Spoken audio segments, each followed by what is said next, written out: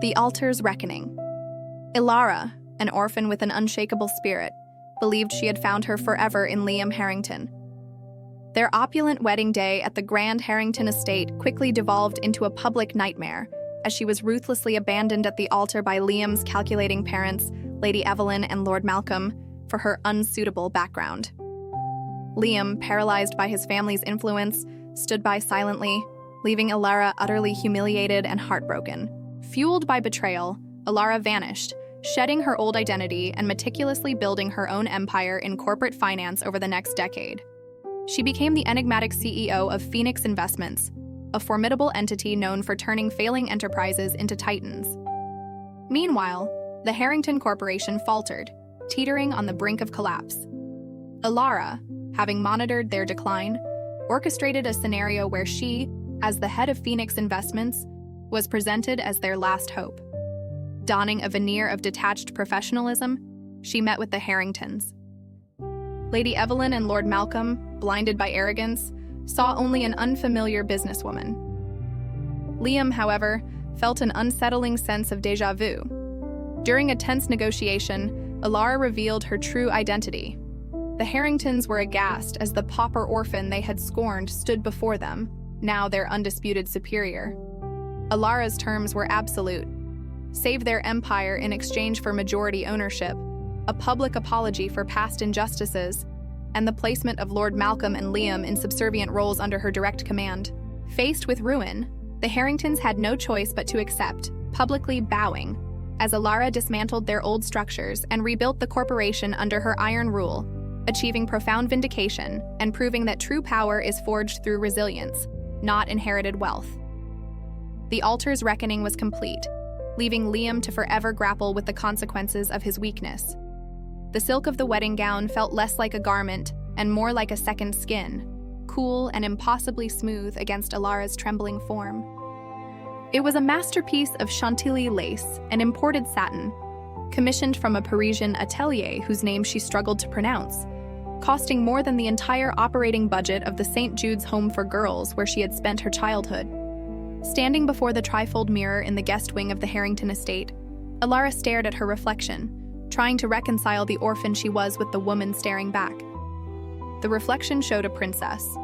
Her chestnut hair was pinned in an elaborate chignon, woven with pearls that matched the teardrops resting against her collarbone, a gift from Liam. But beneath the layers of tulle and the scent of expensive jasmine perfume, her heart hammered a frantic rhythm against her ribs.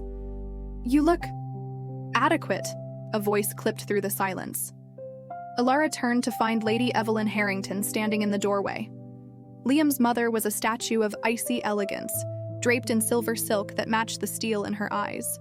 She did not smile. In the 6 months since Liam had brought Ilara home, Evelyn had never once smiled at her. "Thank you, Lady Evelyn," Ilara said, her voice small but steady. She smoothed the front of her dress, her hands shaking slightly. "It is a beautiful day for it." "It is a hot day," Evelyn corrected, stepping into the room and running a gloved finger along the antique vanity, checking for dust that wasn't there. "And the humidity will ruin the floral arrangements by the reception, but I suppose we must endure what we cannot change. Or at least endure what we are forced to accept." The subtext hung heavy in the air, suffocating. Ilara chose to ignore it. Today was about Liam. It was about the way he looked at her when they read poetry in the library, the way he had held her hand during the thunderstorms that terrified her, promising he would always be her shelter. "Is Liam ready?" Ilara asked, forcing a brightness she didn't feel. "William," Evelyn corrected sharply using his full name, "is fulfilling his obligations, as he always does. Do try not to trip on the train, Ilara. It would be a shame to mar the carpet."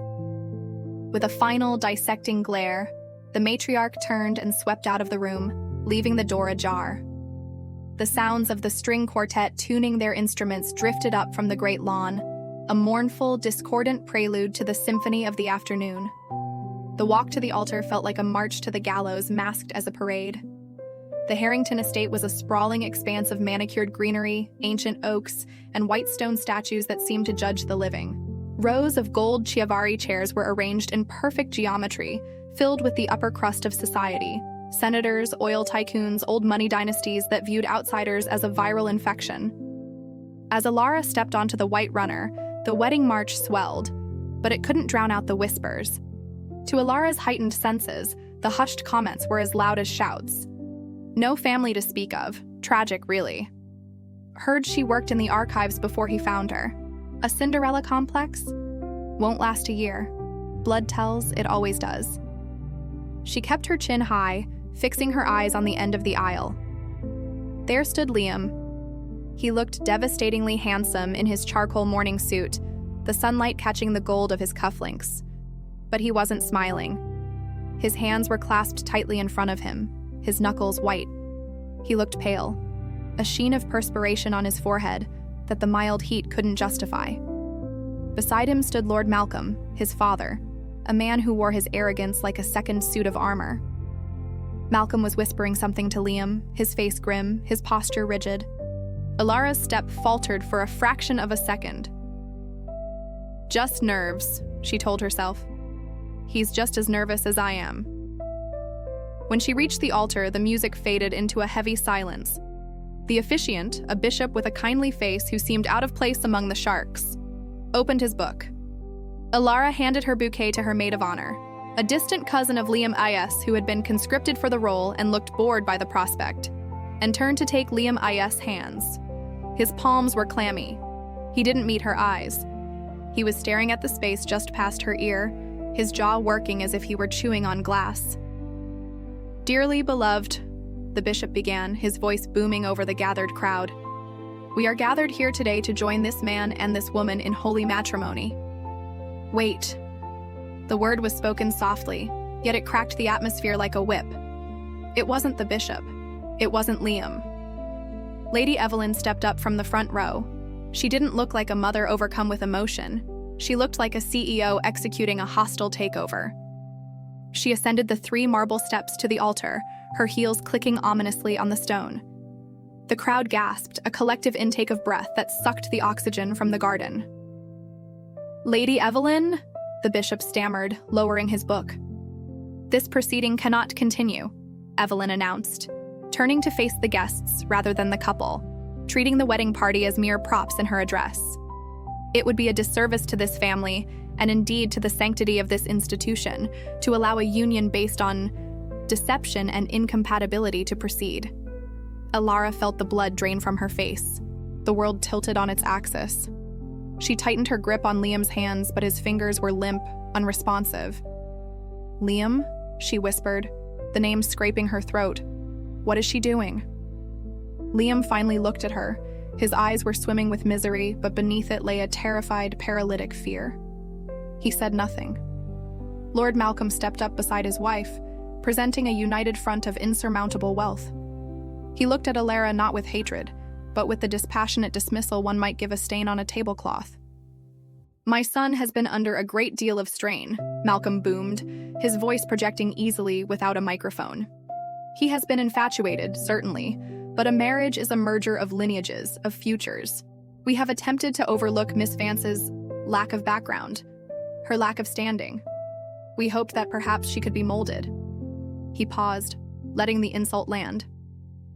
Alara felt as though she had been slapped. However, Malcolm continued, turning his cold gaze to Alara. Recent audits of our family trust stipulations have made it clear. A union with an undocumented orphan with no assets and no history puts the Harrington Corporation's controlling interest at risk. It is simply bad business. Business? Alara's voice rose, trembling with a mix of shock and rising fury. She dropped Liam's hands, realizing he wasn't holding back. This is a wedding! Liam, tell them! Tell them we love each other! She turned to her fiancé, her lifeline. Liam, please, stop them. The silence that stretched from Liam was louder than the murmurs of the crowd. He looked at his mother, who arched a perfectly sculpted eyebrow, a silent dare. He looked at his father, who nodded once, a command. Liam croaked. He cleared his throat, looking down at his polished shoes. Alara, Things are complicated. The trust, the estate. The trust? Alara repeated, stepping back as if he were contagious. You're talking about money? Now? We are at the altar, Liam.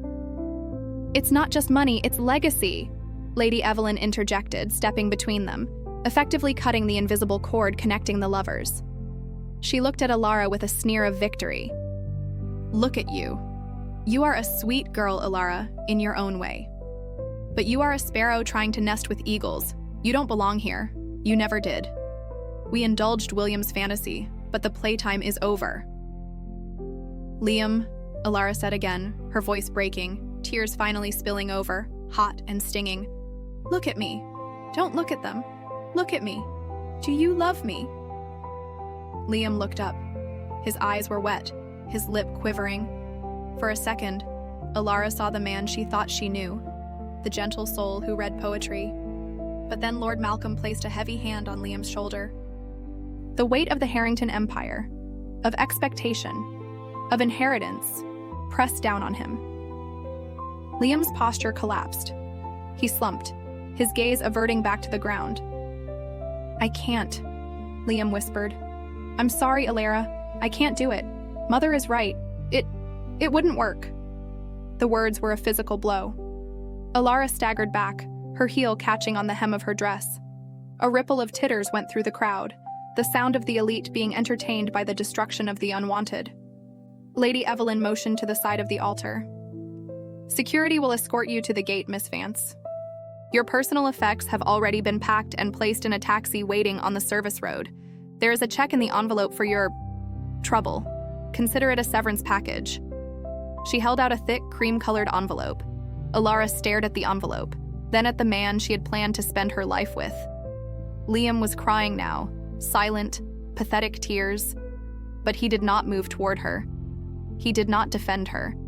He stood in the shadow of his parents, a boy in a man's suit, bought and paid for by the legacy he was too weak to reject. Something inside Alara shattered. For a brief, terrifying moment, the sounds of the garden, the murmurs, the music, the laughter, fell away, as if she had been plunged underwater. But as the pieces fell, they didn't just turn to dust. They hardened. The tears on her cheeks grew cold. Her breathing slowed. The humiliation that had threatened to drown her suddenly receded, replaced by a cold, sharp clarity. She reached out and took the envelope from Lady Evelyn's hand. Evelyn smiled, smirked, expecting the greed of the poor to manifest. Alara slowly, deliberately tore the envelope in half, then in quarters.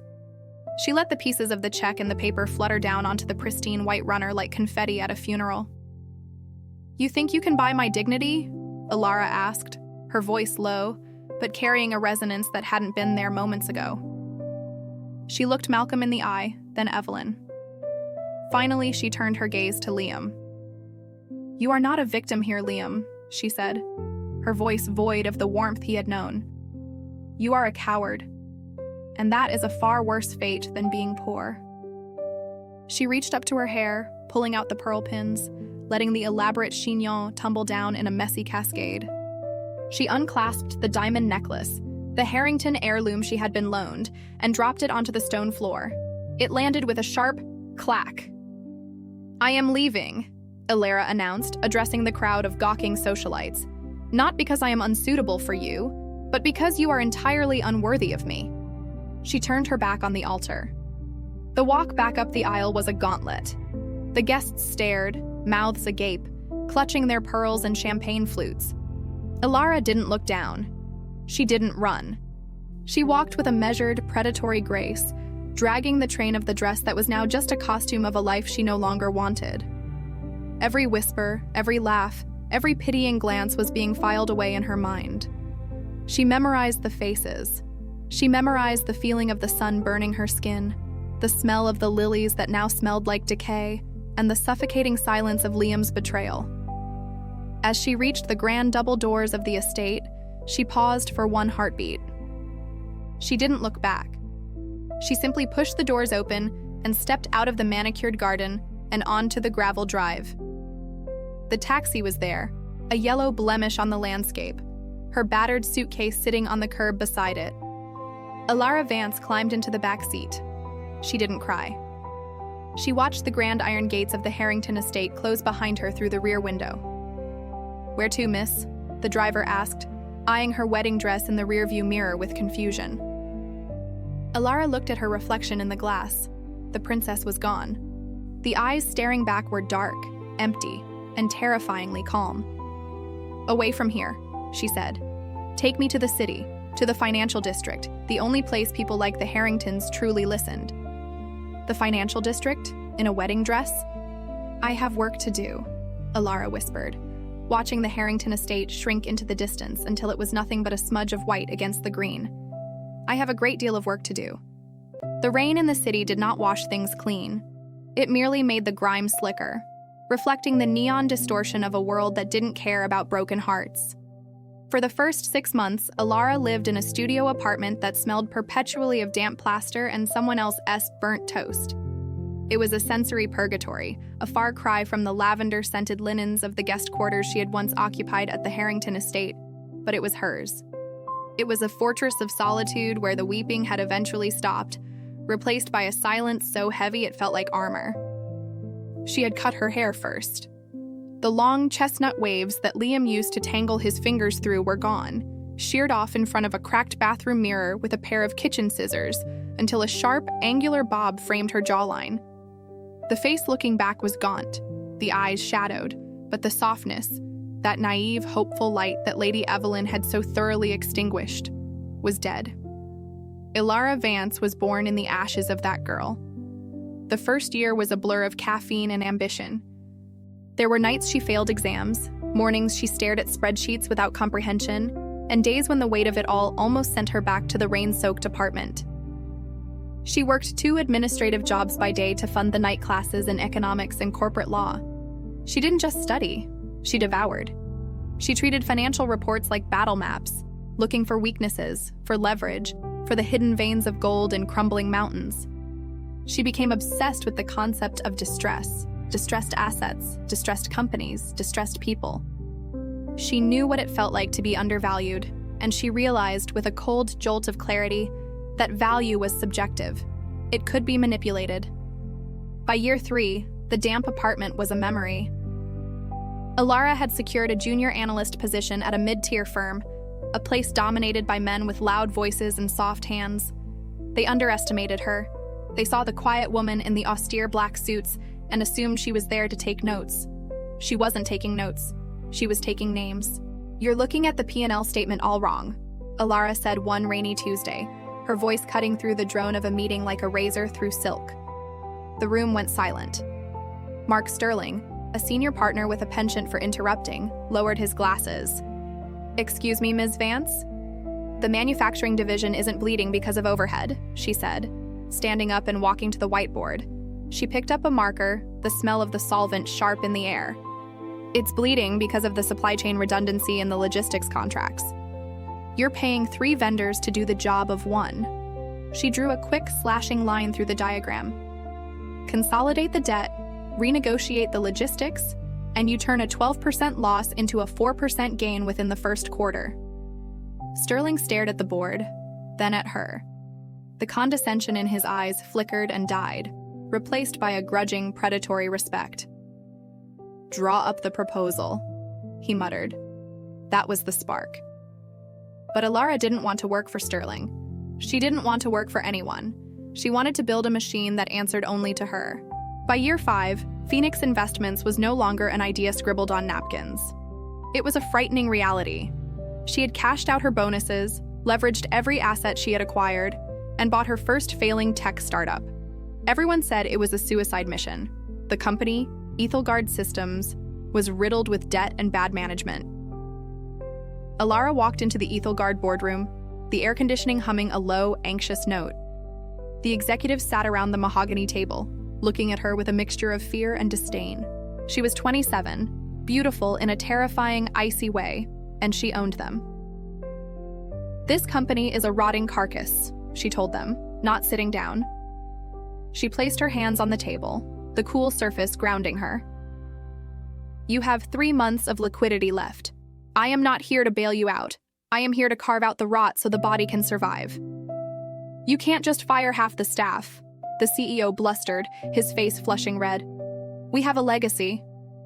You have a bankruptcy filing on your desk that you haven't signed yet because you're too cowardly to admit failure, Alara countered, her voice devoid of emotion.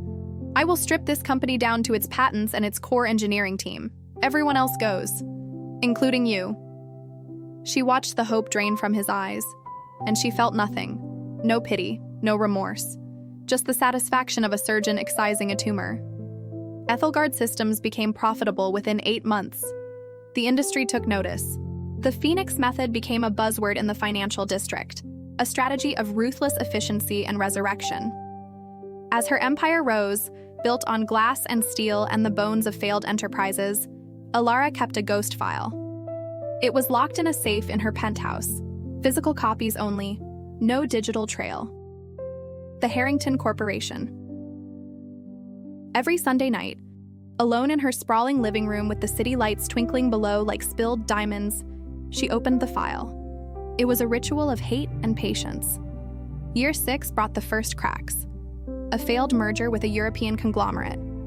Lord Malcolm had been too arrogant, demanding terms that insulted the other party. Alara read the reports in the Financial Times, tracing the grim expression on Malcolm's face in the grainy photograph. He looked older, the jowls heavier, the eyes less certain. Good, she thought, sipping a glass of vintage Pinot Noir that cost more than her wedding dress would have. Let it fester. She didn't intervene. Not yet. Interference now would be messy. She needed them desperate. She needed them to be the ones on their knees. By year 8, Alara moved Phoenix Investments into the Spire, the tallest building in the district. Her office was a sanctuary of minimalism. White marble, black leather, and floor-to-ceiling windows that offered a god's eye view of the world. She had become a phantom to the social elite. She attended no galas, gave no interviews, and allowed no photographs. She was a name, a force, a whisper in the boardroom that terrified CEOs. Ms. Vance? The voice of her personal assistant, Adrian, broke through her reverie. He stood in the doorway, a young man with impeccable taste and an absolute loyalty she had purchased with an exorbitant salary. What is it, Adrian? Alara asked, not turning away from the window. The sky was a bruised purple, the sun setting behind the skyscrapers. The quarterly assessment on the Harrington logistics arm just came in from our sensory network, Adrian said, stepping into the room. The thick carpet swallowed the sound of his footsteps. It's worse than the public filings suggest. Alara turned then. She wore a suit of charcoal wool, tailored to within a millimeter of perfection. Her face was impassive, a mask of serene authority. How much worse? They're leveraging their real estate holdings to cover operating costs, Adrian said, handing her a leather-bound folder. Liquidity is drying up. Lord Malcolm is refusing to sell off the yachting division due to sentimental reasons, and Lady Evelyn is reportedly spending through the reserves to maintain appearances in the social circuit. Alara took the folder. The leather felt cool under her fingers. She opened it, scanning the rows of red numbers. It was an autopsy of a slow death. The Harringtons were drowning, and they were too proud to scream. And Liam? She asked. The name no longer tasted like ash. It tasted like a weapon she was about to unsheathe. He's been appointed acting CFO, Adrian replied, a hint of skepticism in his tone. But the board doesn't trust him. He's paralyzed. He hasn't made a single significant decision in 18 months. The shareholders are calling for blood. Alara closed the folder with a soft thud. She walked to her desk, a massive slab of obsidian, and sat down. She ran a finger along the edge of the Harrington file. They are bleeding out, she said softly. But they aren't dead yet. They need a miracle. The market analysts are predicting a hostile takeover within the quarter, Adrian noted. Sharks are circling. Blackwood Capital is already buying up voting shares. Blackwood is a butcher, Alara said dismissively. They'll chop it up and sell the pieces. That's not what I want. Adrian tilted his head. What do you want, Alara? She looked up at him, and for a second, the mask slipped. A fire, ancient and terrible, burned in her dark eyes. I don't want their pieces, Adrian. I want their submission. I want them to hand me the keys to the kingdom and thank me for taking them. She stood up and walked over to the wall of monitors displaying global market trends. With a few keystrokes, she pulled up the stock chart for Harrington Corp. It was a jagged line descending into the abyss. "Start the rumors," Alara commanded, her voice steady. "Rumors?" "Whisper it in the right ears at the club. Mention it to the editors at the Journal. Phoenix Investments is looking for a legacy project. Imply that we have a soft spot for heritage brands." Adrian smiled, a sharp, knowing expression. "You want them to come to you." "They won't come to me," Alara corrected. "They will come to the CEO of Phoenix Investments. They don't know who I am. To them, I am just a checkbook and a salvation." "And when they realize?" "By then," Alara said, turning back to the window to watch the city lights flicker on, "the ink will be dry." The next 2 years were a masterclass in manipulation. Alara tightened the noose without ever touching the rope.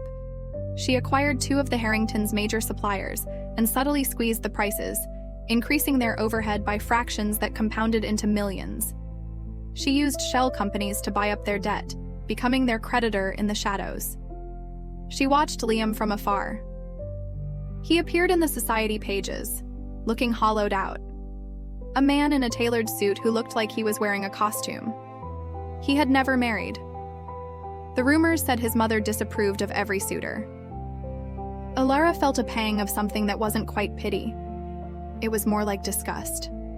He was still the same boy who had stood silent at the altar, a puppet with cut strings, waiting for someone to tell him how to move. The day the call finally came, it was raining again. 10 years to the day since the wedding. The intercom on her desk buzzed. "Ms. Vance? A Lord Malcolm Harrington is on line 1. He says it's urgent." Alara sat in her high-backed leather chair, the silence of the room amplifying the pounding of her own heart. She had waited 3,750 days for this moment. She looked at her reflection in the darkened monitor. The girl who had cried in the church was gone. The woman looking back was forged in fire, unbreakable and cold. She reached out, her hand steady, and pressed the button. "This is the office of the CEO," she said, her voice unrecognizable from the sobbing girl of the past. It was low, smooth, and terrified of nothing. "To whom am I speaking?" "This is Malcolm Harrington." The voice on the other end cracked. It sounded old, desperate, stripped of the booming arrogance that had once echoed through the church nave. We represent Harrington Corporation. We were told you might be able to help us." Alara leaned back, a shark smile touching her lips. "I'm listening." The air in the boardroom on the 42nd floor of the Harrington Tower was stale, recycled through vents that hadn't been properly serviced in 6 months. It smelled faintly of lemon polish and the acrid metallic tang of panic. Outside, the London skyline was a tapestry of gray drizzle and steel, but inside, the atmosphere was suffocating. Lord Malcolm Harrington paced the length of the mahogany table, his footsteps heavy and uneven on the plush carpet. He looked older than his years. The arrogant set of his jaw had slackened into jowls that trembled with every agitated movement, and his hairline had receded into a desperate, patchy retreat. "They're sharks, Malcolm. Absolute scavengers," Lady Evelyn hissed from her seat near the window. She was clutching a porcelain teacup with such force that her knuckles were white, the heavy diamond rings on her fingers looking grotesque against her thinning skin. "Phoenix Investments? The name alone sounds like something from a tawdry novel. We are Harringtons. We do not beg from upstarts." "We are Harringtons who cannot make payroll on Friday, Evelyn," Malcolm roared, slamming a palm onto the table. The china rattled. "The agonizing truth is that the banks have closed the taps. The legacy trust is dry. We are not begging. We are seeking a strategic partnership." Liam sat at the far end of the table, slumped in a chair that felt too large for him. He rubbed his temples, trying to massage away a headache that had persisted for the better part of a decade. He watched his parents with a dull, aching detachment. 10 years ago, they had seemed like titans, capable of bending the world to their will. Now, stripped of their liquidity and their social armor, they looked small, petty. "It's not a partnership if they hold the knife, Father," Liam said quietly. His voice was raspy, lacking the conviction it once held. "Phoenix buys distressed assets. They gut them, they flip them. That is their model." "Then we convince them we aren't distressed," Malcolm countered. wiping a sheen of sweat from his upper lip with a silk handkerchief. "We sell them on the potential, the brand equity." Liam laughed, a dry, humorless sound. "Brand equity? Our stock is trading at junk status. The only reason this CEO agreed to meet us is because she smells blood." "She?" Evelyn perked up, her nose wrinkling in distaste. "A woman runs this vulture fund?" "Ms. E. Vance," Liam read from the dossier in front of him. "No photos available. She's notoriously private. They say she took over a failing shipping conglomerate in Hamburg last year and turned a profit within 6 months. She's brilliant, ruthless, and apparently our only option." The intercom buzzed, a harsh sound that made all three of them jump. "Sir," the receptionist's voice crackled, trembling slightly. "The delegation from Phoenix Investments is here. Ms. Vance is asking to be brought up immediately." Malcolm straightened his tie, his hands shaking.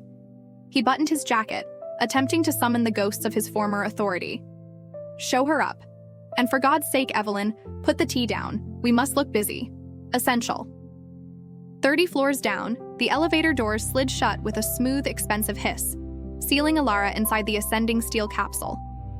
She stood alone in the center of the car, flanked by 2 silent associates who knew better than to speak.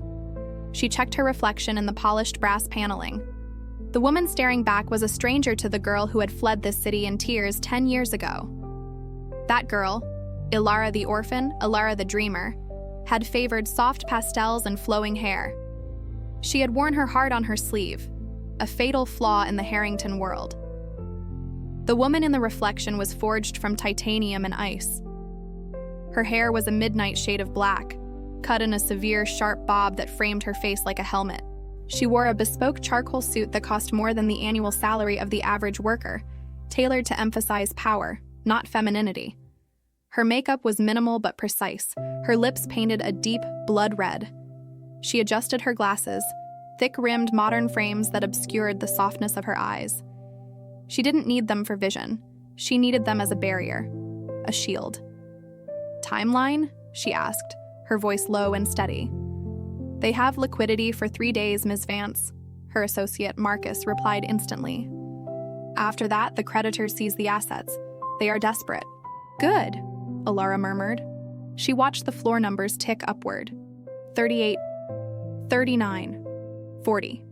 Her body betrayed no sign of nerves, even as the floor numbers climbed toward the 42nd floor. For a fraction of a second, the image hit her with such force that her fingers curled into her palm. Not pain, never pain, but something colder. The realization that she had not come here because she was finished with him. She had come because some part of air still needed to prove that she was. She inhaled sharply, then exhaled, locking the memory away. The bell dinged. The doors opened. "Let's begin," she said. The transition into the Harrington suite was a study in sensory contrast. The Phoenix offices were all glass, light, and minimalist efficiency. The Harrington offices were a mausoleum of dark wood, heavy drapes, and the oppressive weight of history. Alara walked with a purposeful stride, the sharp clack, clack, clack of her heels on the parquet floor announcing her arrival like gunfire. She bypassed the nervous receptionist and headed straight for the double doors at the end of the hall. Marcus opened the doors for her and she swept into the room, bringing with her a gust of cold air from the corridor. The 3 Harringtons stood as she entered. It was a tableau she had pictured 1,000 times, yet seeing it in 3 dimensions was jarring. They looked ruined. Malcolm was a deflated balloon of a man. Evelyn's face was pulled tight by too many surgeries, her eyes swimming with fear masked as disdain. And Liam. Alara's gaze flickered to him for a fraction of a second. He looked hollowed out, his shoulders slumped, the golden boy tarnished by years of inaction. He looked at her, his brow furrowing, but there was no spark of recognition. Why would there be? He was looking for a frightened girl in lace. He was not looking for the predator standing before him. The absence of recognition should have satisfied her. Instead, it left a thin, unexpected ache beneath her ribs, an irritation she immediately crushed. She had not climbed this high to be affected by ghosts. "Lord Harrington," Alara said. Her voice was an octave lower than it used to be, practiced, modulated to command attention. She did not offer her hand. She walked to the head of the table, opposite Malcolm, and placed her leather portfolio on the wood. "I am Elara Vance. Thank you for seeing us on such short notice." Malcolm blinked, thrown off balance by her refusal to shake hands and her immediate usurpation of the space. "Ms. Vance, yes, welcome to Harrington Corporation. We are delighted to explore possibilities." "Let's dispense with the pleasantries," Elara said, taking the seat without being invited. She gestured for her associates to sit, then locked eyes with Malcolm. "I've read your financials. Delighted isn't the word I would use. Cornered seems more appropriate." Evelyn gasped softly. "I beg your pardon? We are inviting you into our home, young woman. A little decorum."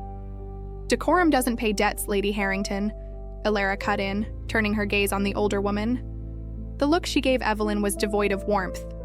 Absolute zero. "And according to the filings from this morning, your creditors are preparing to petition for insolvency by noon on Monday. You don't need decorum, you need a miracle." The room fell into a stunned silence. Malcolm opened his mouth, then closed it, his face reddening. From the end of the table, Liam spoke. He was staring at her with an intensity that made the hair on Elara's arms stand up. "You seem to know a great deal about our internal affairs, Miss Vance, things that aren't in the public filings." Elara turned her head slowly to face him. This was the first time she had looked him directly in the eye in a decade. His eyes were the same hazel green, but the light behind them was dim. "My job is to know, Mr. Harrington," she replied coolly. "Ignorance is what brought this company to the brink. I do not deal in ignorance." Liam didn't look away. He leaned forward slightly, squinting. A frown of confusion etched itself between his brows. He was searching for something, a pattern in her speech, a cadence, a gesture.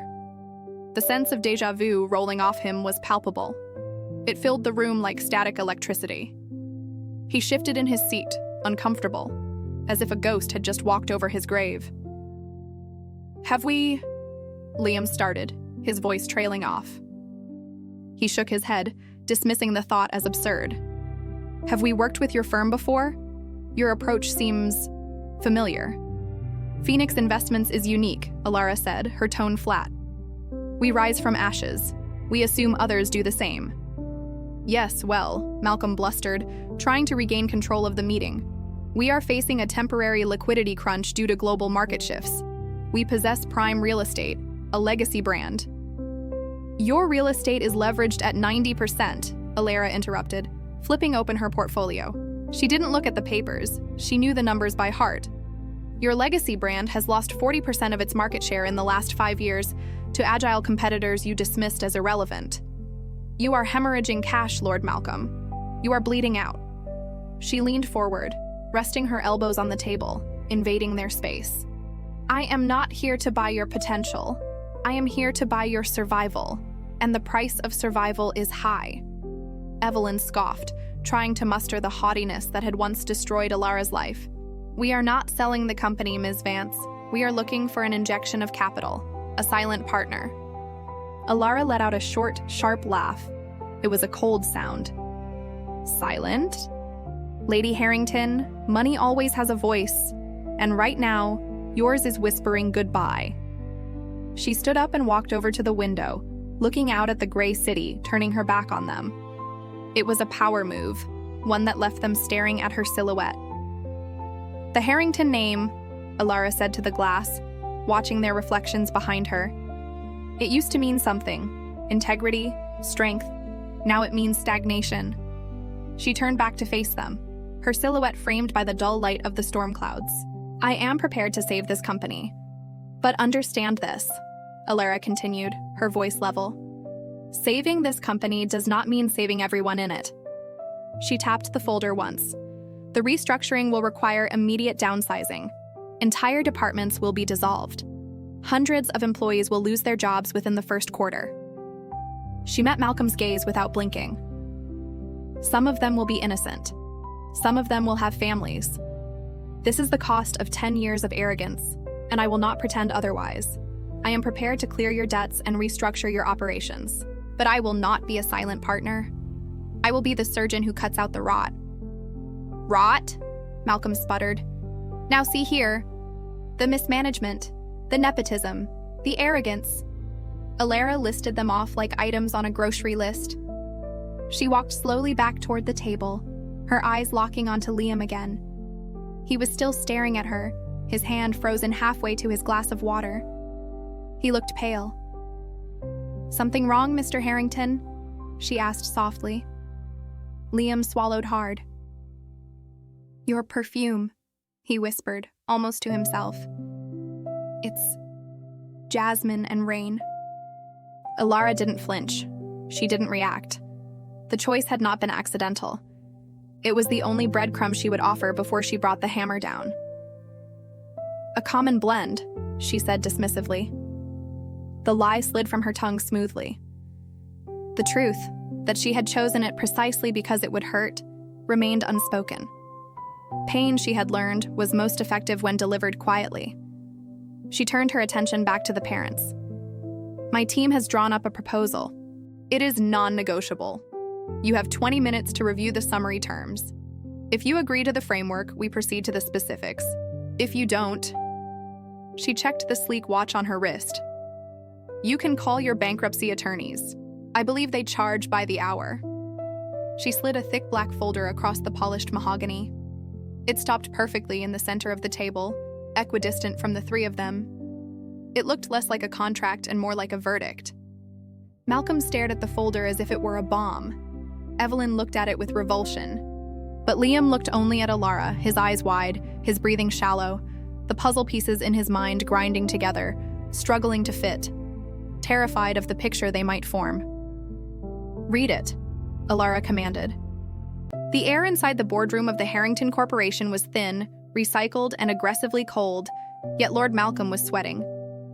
A single bead of perspiration tracked a slow, jagged path down his temple, vanishing into the starch of his collar.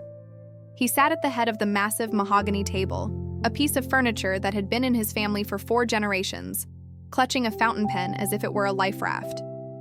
Opposite him, at the far end of the table, sat the woman known to the financial world only as E.V. Vance, the architect behind Phoenix Investments. She was stillness personified. Her charcoal suit was tailored to a lethal precision, her hair pulled back in a severe glossy chignon that pulled her features into sharp relief. She did not look at the meticulously prepared portfolio in front of her. She looked only at them.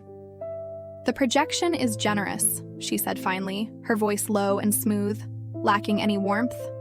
"Bordering on fantastical, Lord Harrington. You claim solvency by Q3, yet your liquid assets are non-existent as of this morning."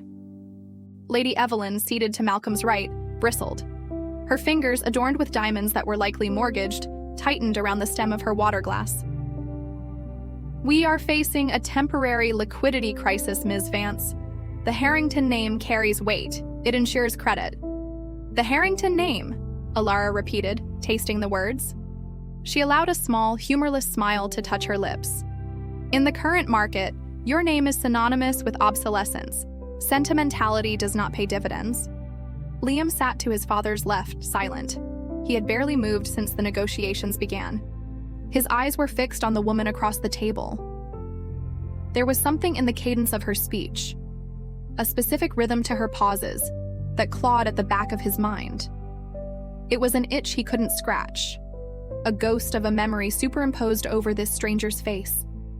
When she tapped her index finger against the leather binder, tap, tap, pause.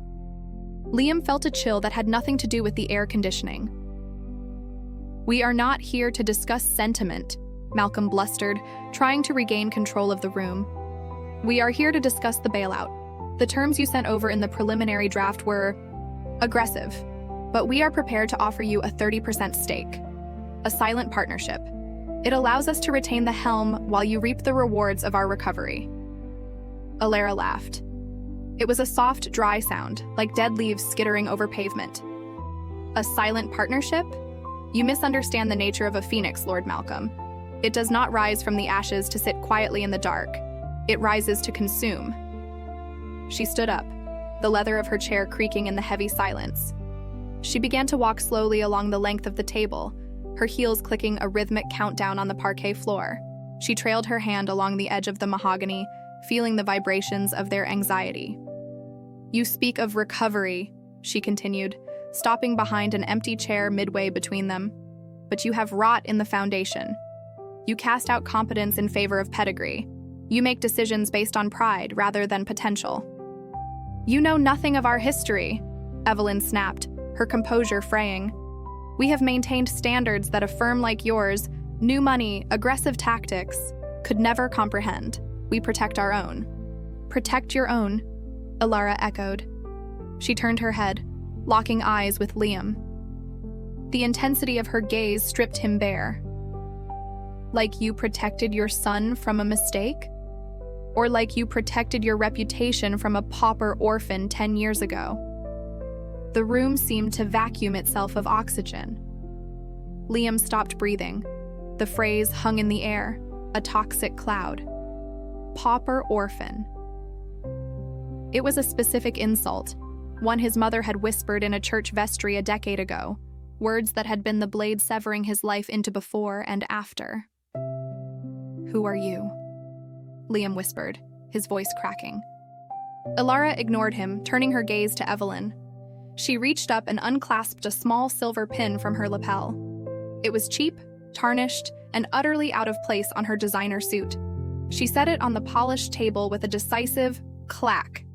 It was a hummingbird, a small, inexpensive trinket Liam had won at a fairground and given to a girl who had nothing. You called me unsuitable, Ilara said, her voice dropping the affectation of the corporate shark, returning to the raw, smoky timbre they had tried to silence. You said I lacked the breeding to stand in this room. You said I would be the ruin of this family. She leaned forward, placing both hands flat on the table, leaning into their horrified faces. I am Ilara, and I am not here to prevent your ruin. I am the one deciding if you survive it. Malcolm's face drained of color, turning the shade of old parchment. He sputtered, his mouth opening and closing like a landed fish. Impossible. She left. She disappeared. You are the CEO of Phoenix. I built an empire on the stones you threw at me, Ilara said, her eyes hard as flint. While you sat in this room and let your inheritance rot, I learned how to turn nothing into everything. I learned the value of resilience, something none of you possess. Ilara, Liam breathed, standing up involuntarily. His chair scraped violently against the floor.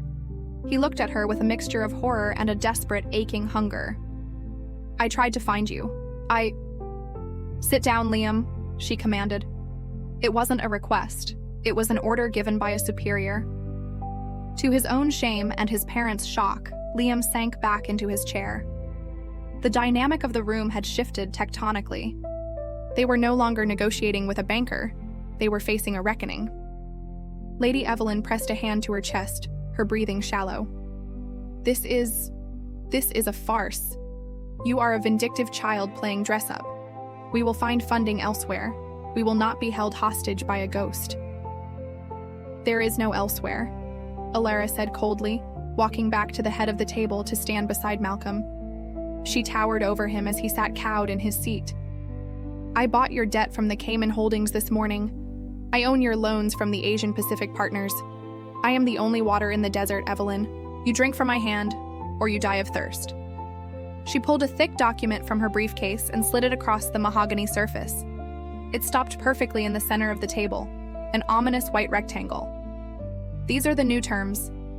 Malcolm looked at the document, his hands trembling so violently he could barely lift the cover page. New terms? Term 1, Ilara listed, ticking the points off on her fingers, her voice echoing with judicial finality. Immediate transfer of 51% of Harrington Corporation stock to Phoenix Investments. I will have controlling interest. You will not make a single decision, not even the color of the letterhead, without my approval. That is theft, Malcolm wheezed. That is the cost of survival, she countered instantly.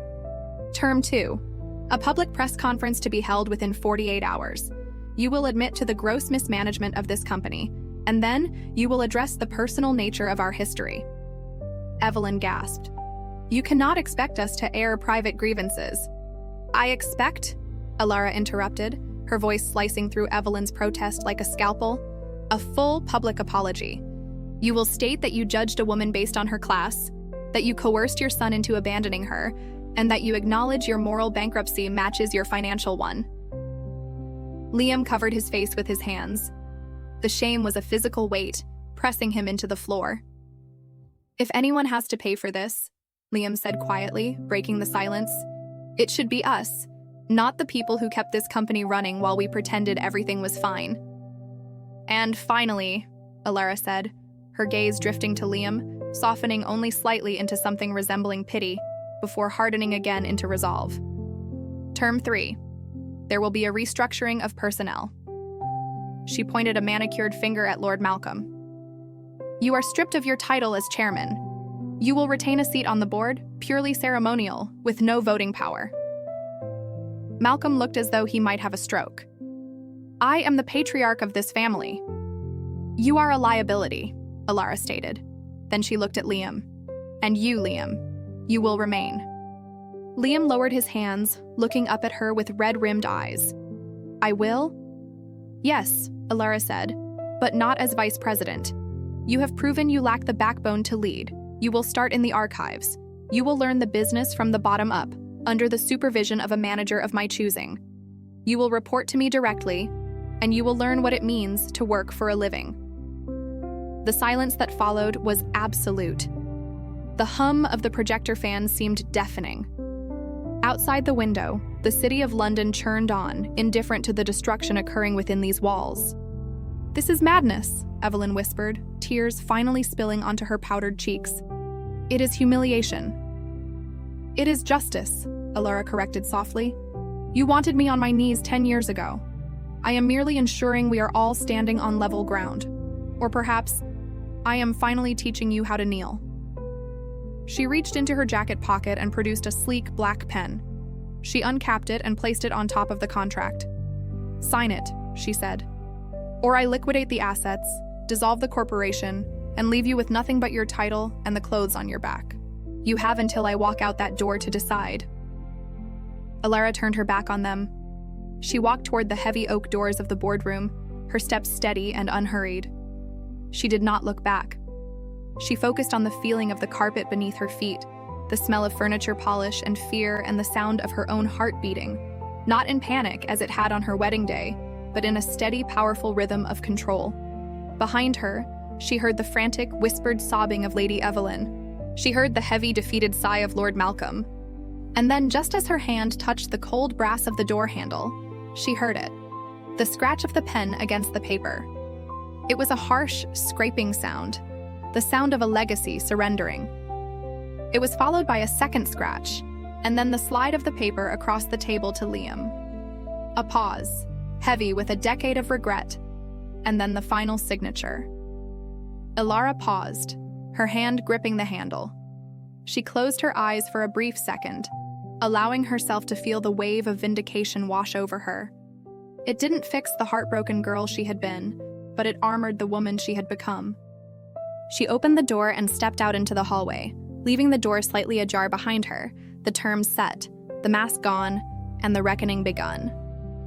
The silence in the boardroom following Alara's ultimatum was not empty. It was heavy, suffocating, and pressurized, like the air in a submarine descending past its crushed depth. The mahogany table, once the altar of Lord Malcolm's unquestioned authority, now felt like a chopping block. Malcolm's hand trembled. It was a minute tremor, barely visible to the untrained eye, but Alara saw it. She watched the twitch of the muscle near his thumb as he hovered the Mont Blanc pen over the signature line of the acquisition agreement.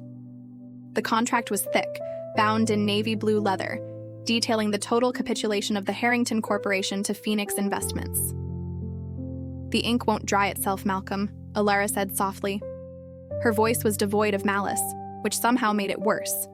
It was the cool, unbothered tone of a surgeon deciding where to make the first incision. Lady Evelyn sat beside her husband, her usually immaculate posture slumped. She looked 10 years older than she had 20 minutes ago. The realization that the gutter trash she had evicted from her estate was now the only thing standing between her, and destitution had drained the color from her face, leaving her rouge standing out in garish, clown-like patches. Is there no other way? Liam whispered. He sat across from Alara, his eyes searching hers for a flicker of the girl who used to laugh at his terrible jokes, the girl who had promised to love him until death. Alara didn't blink. She turned her gaze to him, and the temperature in the room seemed to drop another 10 degrees. The other way, Liam, is bankruptcy. It is the seizure of this building, the estate, and your personal assets. It is the public auction of your family heirlooms to pay off creditors. That is the alternative. I am offering you a lifeline. It just happens to come with a collar. She tapped the table with a perfectly manicured fingernail. Sign the papers. Majority control to Phoenix. Immediate resignation of the board. And the press conference is scheduled for 2 o'clock. Do not make me late. Lord Malcolm let out a ragged breath, a sound that was half sigh, half sob, and pressed the nib to the paper. The scratching sound was abrasive in the quiet room. He signed his name, surrendering the legacy his grandfather had built, signing it away to the orphan he had deemed unworthy. He slid the book across the polished wood. Alara didn't smile. She merely checked the signature, snapped the folder shut, and stood up. The fabric of her suit whispered, a sound of expensive efficiency. "Excellent," she said, checking her watch. "The car is waiting. Fix your ties. You have an apology to make." The grand ballroom of the Plaza Hotel was blinded by the strobe light assault of camera flashes. The Harrington Corporation had called an emergency press conference, and the financial world was buzzing with rumors of a buyout. Reporters jostled for position, their microphones a forest of foam heads awaiting sound bites. Alara stood in the wings, obscured by the heavy velvet curtains watching the stage. She adjusted the cuff of her silk blouse. She felt a phantom sensation on her skin, the ghost of cheap lace from a wedding dress she had worn 10 years ago. She exhaled, banishing the memory. On stage, 3 chairs were arranged. Lord Malcolm and Lady Evelyn sat in 2 of them. They looked like prisoners awaiting sentencing. Liam stood at the podium, gripping the sides so tightly his knuckles were white. "Ladies and gentlemen," Liam began, his voice cracking before he cleared it. "Thank you for coming." He looked out into the blinding lights, squinting. Alara watched him from the shadows. He looked hollowed out. The arrogance that had allowed him to stand silently while his parents evicted her from the altar was gone, replaced by a profound, pathetic fragility. "Today marks a new chapter for Harrington Corporation," Liam read from the teleprompter script Alara had drafted. "We have faced significant challenges. Challenges brought about by outdated thinking, mismanagement, and a failure to recognize true value." He paused. This was the pivot point. "To ensure the survival of this company, we have accepted a total acquisition offer from Phoenix Investments." A murmur rippled through the crowd. "However," Liam continued, swallowing hard, "this transition is not merely financial, it is moral." He stepped back and Lord Malcolm rose. The older man walked to the microphone. His legs were stiff. He looked toward the curtain, knowing Alara was there, watching. He looked like a man walking the plank. "Years ago," Malcolm spoke into the microphone, his posh accent trembling, "my family made a grievous error in judgment. We allowed prejudice and classism to dictate our actions. We wronged an individual of immense talent and integrity." Lady Evelyn stood up now, joining him. She did not look at the cameras. She looked at the floor. "We publicly apologize," Malcolm said, forcing the words out as if they were stones in his throat. "To Alara Vance. We judged her by her background, blind to her brilliance. Today she returns not only as our savior, but as our superior." The doors at the back of the stage opened, and Alara walked out. The hush that fell over the room was absolute. She moved with a predator's grace, the stage lights catching the sharp angles of her face. She didn't look at the Harringtons as she passed them. She took the podium, and for a moment, the silence stretched, heavy and electric. "Thank you, Malcolm," she said, her voice amplified, rich and steady. "The Harrington Corporation has long been a symbol of tradition, but tradition, without evolution, is just a tomb." She looked directly into the camera lens, her eyes steel hard. "Phoenix Investments has taken control effective immediately. We will strip the rot from the foundation. We will rebuild. And we will do so with a leadership structure that values competence over lineage." She turned slightly, gesturing to the family behind her with an open palm, a gesture of benevolent dominance. Lord Malcolm will remain as a non-executive advisor, stripping him of all operational power. Liam Harrington will assume the role of junior analyst in our logistics division, where he will learn the business from the ground up, under my direct supervision. The gasp from the press corps was audible. The degradation was total. The heir apparent, demoted to a junior analyst. The patriarch, reduced to a figurehead. Alara turned back to the crowd. "We have a lot of work to do. Thank you." She walked off stage without waiting for questions.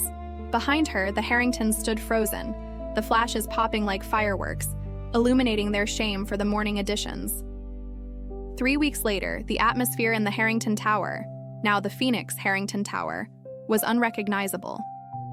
The plush, hushed corridors of the executive floor had been stripped of their oil paintings and Persian rugs, replaced by modern art and minimalist, high-efficiency workspaces.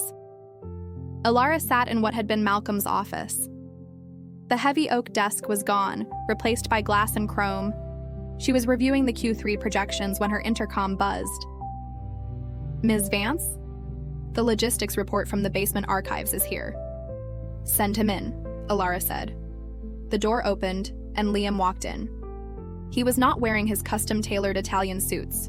He wore a simple, off-the-rack button-down and gray slacks, the uniform of a mid-level employee. He carried a stack of files. He stopped in front of the desk. He didn't sit. He hadn't been invited to. "The inventory audit, Ms. Vance," Liam said quietly. Alara didn't look up immediately. She finished typing a sentence, hit enter, and then slowly raised her eyes. Liam looked tired. There were dark circles under his eyes and his hands were rougher, paper cuts and ink stains. "Did you cross-reference the shipping manifests with the billing cycle?" she asked. "Yes. It took all night, but I found the discrepancies." "Good." She reached out a hand. He placed the file in it. Their fingers brushed. For a microsecond, the contact sent a jolt through the room, a memory of holding hands in a rose garden, of rings being exchanged. Liam flinched, pulling his hand back as if burned. "Alara," he started, his voice cracking. I need to say—" "Ms. Vance," she corrected him, her voice flat. Liam closed his mouth, swallowing the intimacy he had tried to invoke. He straightened his shoulders, a painful acceptance settling over him. "Ms. Vance, is there anything else?" Alara leaned back in her chair. She looked at him, really looked at him. She searched for the anger she had carried for 10 years, the burning coal in her chest that had fueled her rise from the ashes of her humiliation. She found it was gone. In its place was not forgiveness, but something colder and more permanent: indifference. He was no longer the prince who had broken her heart. He was just an employee who had failed to meet expectations. He was small, and she was the titan who owned the world he lived in. "The archives in the sub-basement need reorganizing," she said, her tone professional, dismissing. "The filing system dates back to the 1980s. It's inefficient. I want it digitized by the end of the month." Liam stared at her. It was a grunt task, a punishment disguised as a project. It would mean long hours in the windowless depths of the building, far away from the boardroom, far away from power. "I understand," he whispered. "That will be all, Mr. Harrington." Liam lingered for 1 second more, a desperate longing in his eyes, a silent plea for the woman who no longer existed. Then, he bowed his head, a true submissive bow this time, stripped of all aristocratic pretense, and turned to leave. Alara watched him walk to the door.